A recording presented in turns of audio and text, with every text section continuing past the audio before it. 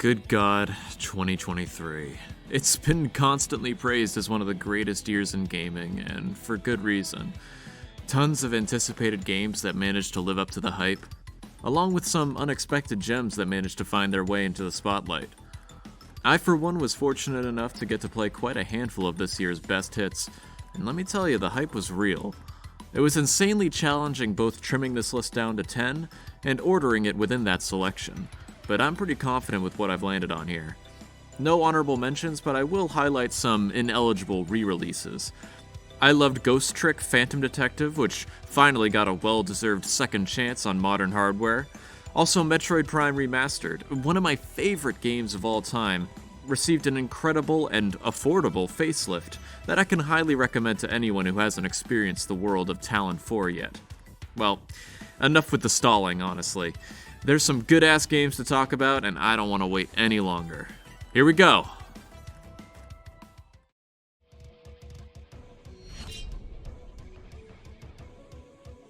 Pizza Tower definitely took the world by storm earlier this year, and definitely out of all the indie darlings of 2023, this one stuck out to me. The fast, fluid platformer gameplay, along with the insanely detailed pixel animation, you could just feel the developer passion that went into it. I love projects like this that aren't afraid to go balls to the walls with concepts that are so sure in themselves. The Wario Land-inspired platformer is insanely fun to control and navigate, with different gimmicks in every world and level to keep you engaged the whole way through, all the while trying to improve your time and rank by learning the ins and outs of each level. It's hard not to get sucked into the charm and level design of one of the best platformers of the year. The music is such a bop too, so many consistent bangers in this one, it's hard to find a miss. It sucks a bit that I got so into a ton of AAA games this year that my favorite indie had to settle for 10th, but that should definitely not deter anyone from giving this a try. A modern indie platformer classic that I think will stand the test of time for quite a while.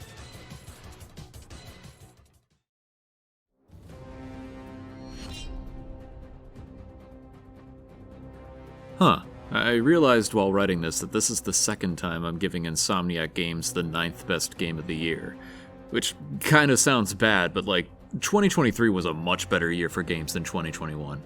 Anyway, more importantly, Spider-Man 2 is still an extremely well-polished great game. With this sequel, we have everything that made the first entry so enjoyable, with most effort going into adding new content to an existing, but expanded map and Spidey mechanics. What's here is bigger and better than before. We have both Peter and Miles, the longest story so far with new villains, upgrades, side stories, and so much more. It feels great to control, and the narrative has a lot of awesome and emotional beats to it. The whole way through, SM2 is a ton of fun, and a satisfying entry to the PS5 exclusive catalog. There doesn't feel like a lot to say because it mostly really just is a hefty next chapter in this Insomniac Spider-Man saga, and it's hard for it to feel more than that. Have its own identity in that greater scope, you know? Though it still does have those unique highlights that let it stand out in the year. Notably for me, the villains were amazing, both surprisingly with Kraven and unsurprisingly with Venom. Still, it's so far the best entry in a series that already had a winning formula in my eyes. And for me, that means a damn good time.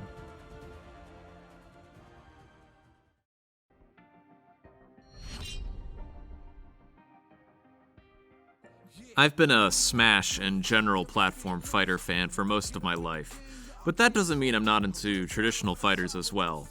But for the most part pretty casually until recently. I still love and follow them. I'll watch EVO every year and love playing some late night fighting games with friends. However, I didn't make any attempts to grind the traditional fighters until a few years ago, thanks to becoming a pretty big Arc System Works fan. DBFZ, BB Crosstag, and most recently Guilty Gear Strive have all had my attention for lengthy periods of time. Thanks to this new interest in traditional fighters, I was pretty excited for Street Fighter 6. Especially when the early impressions were very positive. Sure, Street Fighter 5 eventually got pretty good. Its base game, though, felt very obligatory. Capcom needs to have a new flagship fighter for the new gen of consoles no matter what. 6, though? Nah, this was a passion project. You can feel everyone involved loves the series, capturing what makes Street Fighter so great, while taking bold new directions both stylistically and mechanically. I'll admit that thanks to some other games on this list, I didn't sink as much time as many others did into SF6, but from what I did spend, both on my own grinding and online play, the hype is warranted. I love the art style of this game. The street influence and transition from brush calligraphy to spray graffiti all works incredibly well to me. This is a new generation of Street Fighter, rather than riding the coattails of 4. It's super easy to get into mechanically as well. Finding a scheme that suits you with a character that min-maxes your playstyle is super intuitive, making it easy to hop in and lab. Drive gauges, super arts, and hell, even the various other customizations makes fights feel engaging, deep, and most of all satisfying. Not to mention it looks gorgeous. RE Engine still manages to surprise me with how fluid they can be without sacrificing detail. The past few years have been stellar for fighting games, and it's fantastic knowing that the OG king of the genre is making a comeback. As much as I love other Capcom franchises, it just isn't the same without having their fighting game repertoire up to par. But hey, if you're going to make a comeback, this is how you do it. It all starts here, and I can't wait to fight alongside everyone else.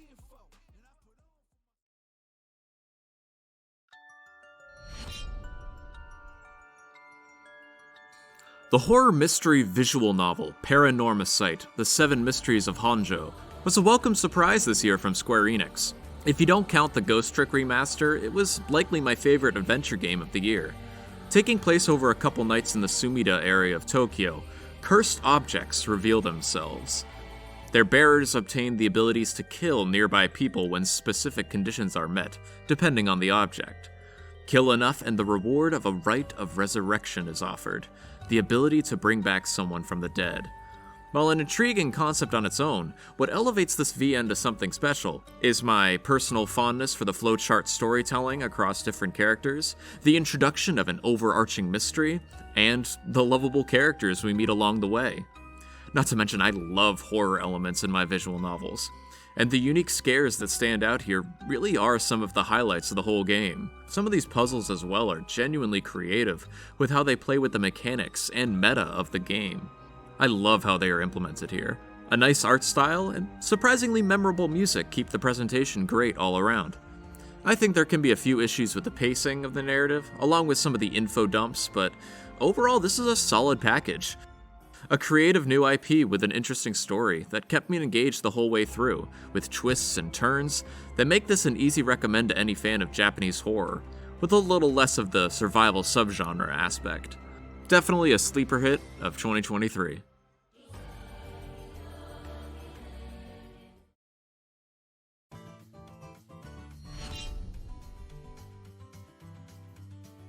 It feels weird thinking back to 10 or so years ago, when it felt like we were experiencing an oversaturation of 2D platformers on Nintendo consoles. And hey, it's not like they were bad. Well, most of them. Hell, a few of them became some of my favorite of all time. But it's no wonder the official 2D Mario games took a break for a while. Now, flip that around, and in 2023 we experienced the sheer collective excitement when Super Mario Bros. Wonder got announced this summer. Even me, who mostly prefers 3D Mario games, could feel the passion and effort put into this game, and that sold me for its release. Man, they really didn't disappoint with this either.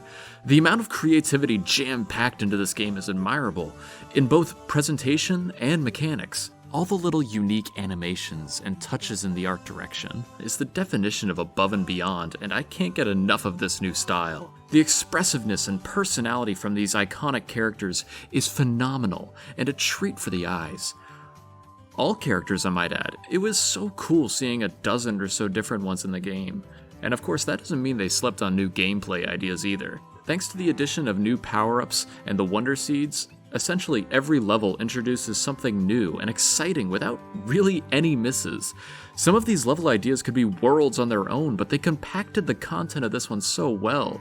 Plus, there's a solid amount of cool collectibles and challenges throughout. I binged this game so quick because I was never tired of it.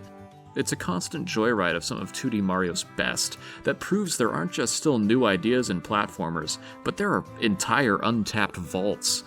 Sure, I wish it was a bit longer, and the boss battles were pretty lackluster, but what is here is phenomenal, and gives a strong foundation for the future of 2D Mario games.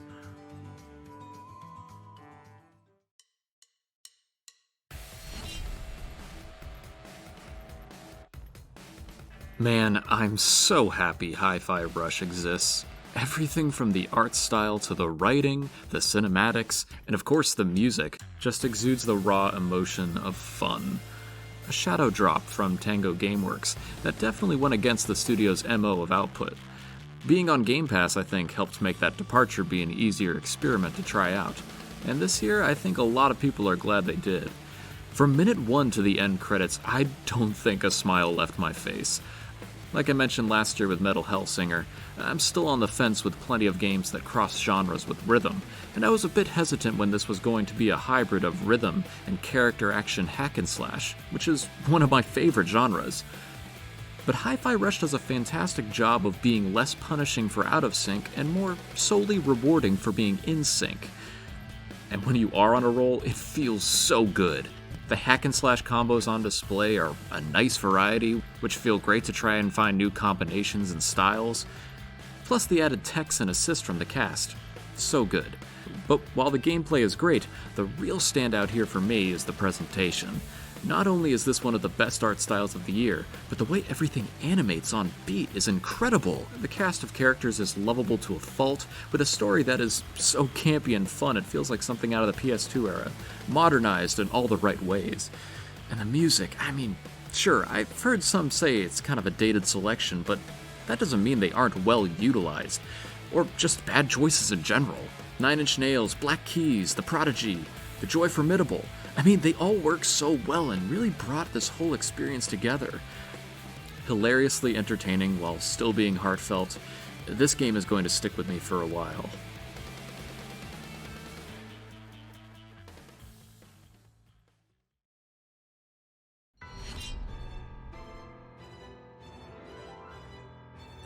Yeah, so we got ourselves a DLC edition here, and no, I won't apologize for it. Look, Xenoblade Chronicles 3 was my game of the year in 2022, and knowing there was DLC planned got me excited, primarily because there was precedent. Given the DLC roadmap teased for XC3, many assumed we were going to get something similar in scope to Torna from XC2. And Torna was a wonderful surprise for me, and a fantastic addition to the Xenoblade series. Sure enough, when Future Redeemed was teased and later shown in detail, those assumptions were correct. A hefty prequel campaign with a separate party of characters, new and old to the series. And that scope mentioned earlier is part of the reason it remains eligible for this list. Sure, it's short compared to other Xenoblade games, but that means it's still a hefty JRPG in its own right. I clocked in about 50 hours in XC3 FR, and that probably puts its playtime higher than most entries on this list. A new, engaging story in a world that felt so satisfying to return to, with some fresh, lovable faces in the party. I didn't think anything could beat the chemistry of the original Xenoblade 3 party, but these guys, they are fantastically enjoyable. The gameplay is a streamlined version of Xenoblade 3 as well, similar to how Torna handled its condensed gameplay. I find this compact version of the Xenoblade 3 game design really works for this adventure. Tons to see, do, and collect, all in dozens of checklists that provide my favorite burst of dopamine. Lots of other compliments that I could give would be repeated from my Xenoblade 3 entry last year. That sweeping score, wondrous vistas, and cool character designs. But what really sets this game apart is its narrative, sublimely putting a capstone on both Xenoblade 3 and this trilogy as a whole. It's very hard to recommend this to someone who isn't much of a Xeno fan, both in terms of game design and world building. It relies on an understanding of this world's lore, themes, and while there are amazing twists and turns, certain beats can feel a bit fanservice-y. Now, with that out of the way, if you are a fan of this franchise... Holy shit, they brought back both Shulk and Rex, and they look so cool and fun to play as. Nicole and Glimmer are so cool, along with Link and Panacea being... The twists and turns related to A and Alpha, and their quest to bring Nael with the new citizen. The finale where we can see that Origin actually the fucking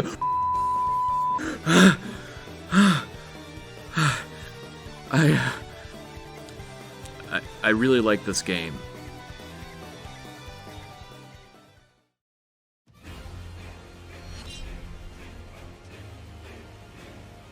Coming into 2023, there were 2 games that I took time off from work for in advance, so I would be able to do nothing but sink my teeth into their worlds.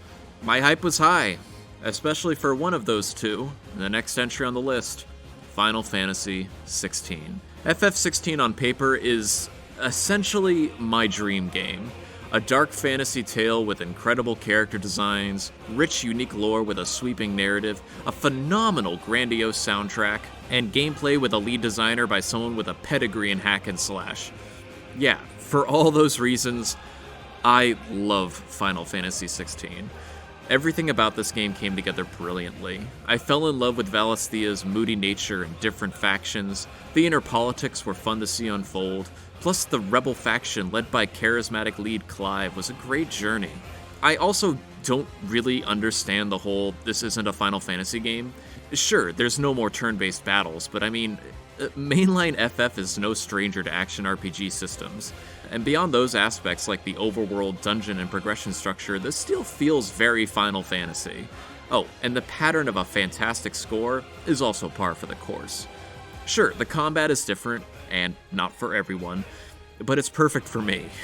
Mix and matching icon abilities while swapping between them to stretch out combos in creative ways is a stellar rush that I never got tired of.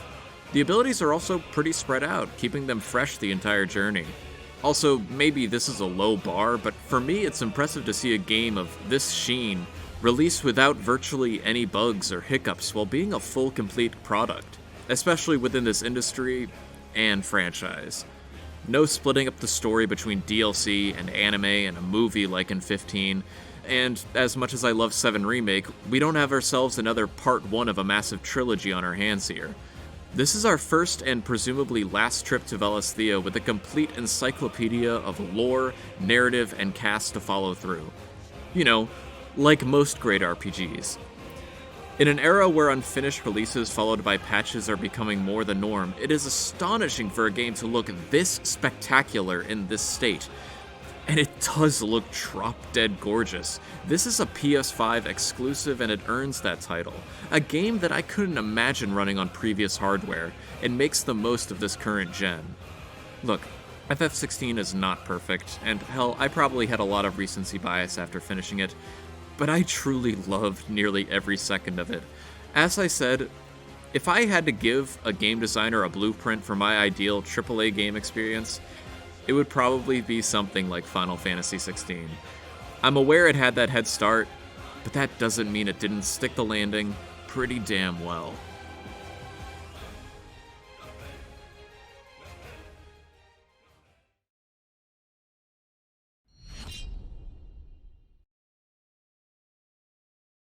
So, about that other game I took time off for. My favorite game series is, and for as long as I can remember, has been The Legend of Zelda. The amount of emotions and memories I have from these games is more than I can count. More than a few of its entries I consider to be masterpieces and among some of my favorites of all time. One of those masterpieces in my eyes is Breath of the Wild. I hold that game so near and dear to me, a complete reinvention of open-world game design, with so much to do, discover, and explore. With how much it meant to me, you best believe that its sequel, for however long it needed to cook, was going to be one of, if not the most anticipated upcoming game for me. And yeah, here we are. Tears of the Motherfucking Kingdom. The next mainline Zelda, with a sizable weight behind it. And you know what, I hate to be a downer, but let's get some devil's advocate negatives out of the way. It's been a sec, this game has simmered, the hype's a little bit gone. Yeah, the reused map is apparent. The depths can be a little repetitive. And the sky is sparser than I would have liked. The story and dungeons, while I found to be better, is still weak compared to other Zelda games. And it can definitely be said that the open world reinvention isn't as genre-defining as 6 years ago. I get that. But man, I just don't find myself caring. This game brought me a specific sense of consistent wonderment and joy that just made my attitude better. I'm not exaggerating when I say I was excited to wake up the next morning knowing I could play this more, and that feeling has not changed. For me, it had been 6 years since Breath of the Wild, and returning to this world didn't feel tired, but nostalgic. And it made the large amounts of changes and overhauls to Hyrule hit that much harder. This isn't the fragmented, barely surviving world of Breath of the Wild. This is a Hyrule that is rebuilding, becoming interconnected, and it shows. The story, which, while not great, definitely felt like a step up, less feeling like I'm rediscovering a story that had already happened, but actively experiencing a narrative with characters new and old that are so easy to love. The groundwork and pre-existing world of Hyrule allowed for more time to be spent to just stuff this game with content. More quests, shrines, secrets, recipes, new layers of the overworld with their own secrets, types of materials, outfits, Korok seeds, goddammit, mini dungeons, and so much more. Every nook and cranny had something worth visiting and uncovering. And I won't spoil anything, but that sense of discovery with entire areas and quest paths that you can seemingly wander and discover at any time. Yeah, that's still here, and it's even better. And all this content can be done with a revamped rune system. I didn't really miss the old runes, because the new ones were just fantastic. Ultra Hand and Fuse are truly some of the most powerful, unique, and fun mechanics in any game, and the level of customization on top of an already incredible physics system makes this game a set of the most rewarding challenges with the most fun playground in between. It makes, and I mean this in the most respectful way possible, Breath of the Wild feel like a tech demo. I love this game so much, it reminds you what video games are capable of. Which, you know, is something this franchise has been doing for decades now. Sure, part of me does miss the old style, and I'm not really disappointed with the idea that this is the last we'll see of this specific Hyrule, but that's just because I think this style of it has peaked. I can recommend this game to anyone, no question. Tears of the Kingdom is one of the most fun, complete games I've ever played.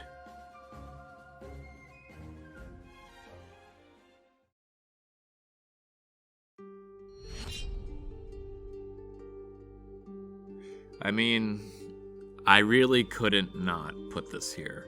Man, it was incredible watching this game take off the way it did. I started playing Baldur's Gate 3 a few weeks after it left early access, and even by then, the buzz this game was creating was insane. The customization on characters, quest lines, actions, builds, progression, it all appeared to offer near limitless playability. And after sinking so much time into BG3 myself, yeah, they weren't kidding. I love D&D, been playing it for the better part of a decade now, but I've always been a bit hesitant to get into any real video game adaptations. Sure, some of it is because with prior Forgotten Realms RPGs, I would need to relearn some older versions of D&D. But it isn't just that. Bringing tabletop RPGs to video games is one of the few instances where the game adaptation actually removes a layer of interactability. The freedom to literally go anywhere and do anything in tabletops like D&D are a huge part of the appeal. But Larian Studios had gone the extra mile, and then some, to reduce that loss as much as possible. I wasn't too interested in the revival of Baldur's Gate until I learned it was Larian bringing it to life, a group who has shown they are the modern kings of the genre, and had all the materials to make this upcoming game their magnum opus. And they didn't disappoint. Even from the first couple hours, nearly everything you think of is not only possible, but has repercussions.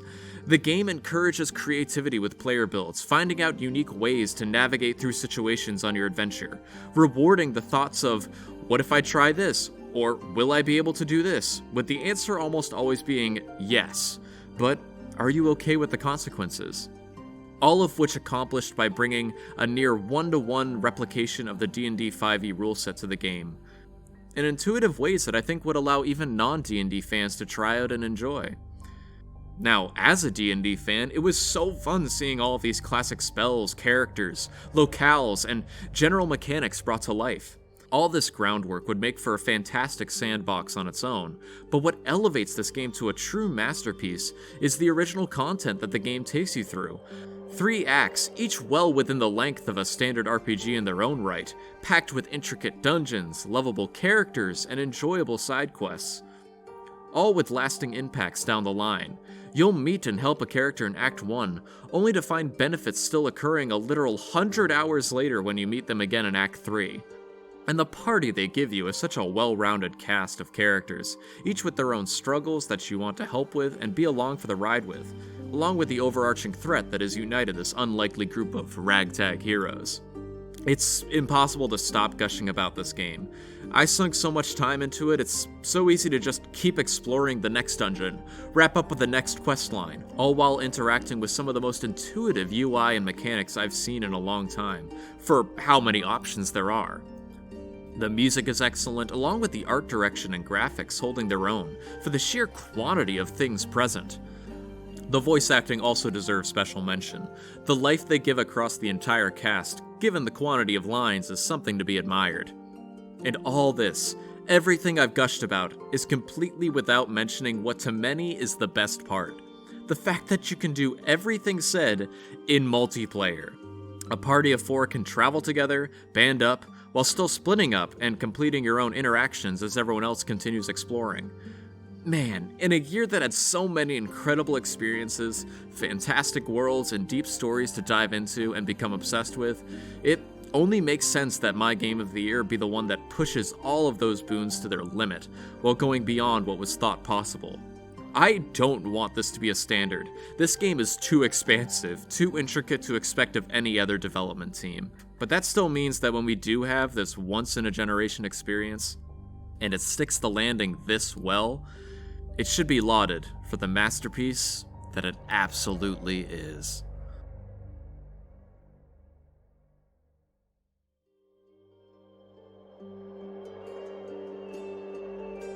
Embrace your heart with mine. Let your